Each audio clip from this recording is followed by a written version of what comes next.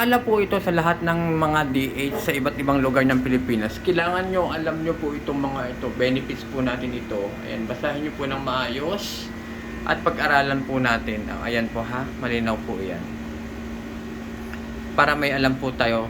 Saka may day off din po tayo dapat. Sabihin nyo sa amo nyo kung wala po tayong day off, pwede po tayong overtime. Overtime po iyon, okay? Pag wala pong day off, okay? So, ito po yung ating mga kailangan. Ayan po. Sa mga magbe-verify ng kontrata, ito naman po ang ating mga requirements. Ayan. Ito po yung ating verify contract. Kailangan po may tatak po nito ng polo. Kahit nasa Jeddah, Kuwait, Riyadh, basta may verify ka, makakakuha ka ng OEC.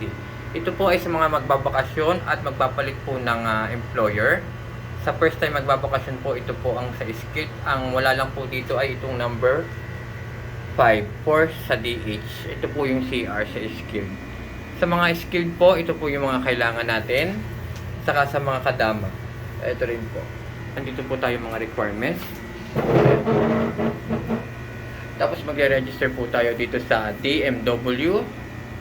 Para sa susunod na uwi natin, meron na po tayong makukuwang OAC exemption po. Kailangan po, bago tayo umuwi, kailangan po tayo mag-e-travel. At maghanda po tayo, paalala po sa mga ka-DH, sa mga paalis, ito po, paulit-ulit na lang po tayo. Ito po ang ating mga kailangan. Huwag na po akong i-message, pagod na ako mag-reply, pagod ng mga daliri ko. Pagpabalik, yan. Regarding sa OEC, paano tayo makakakuha ng OEC? Kailangan i-verify ng kontrata and papakita po natin sa pinakamalapit na POA. Thank you, mga ka-DH!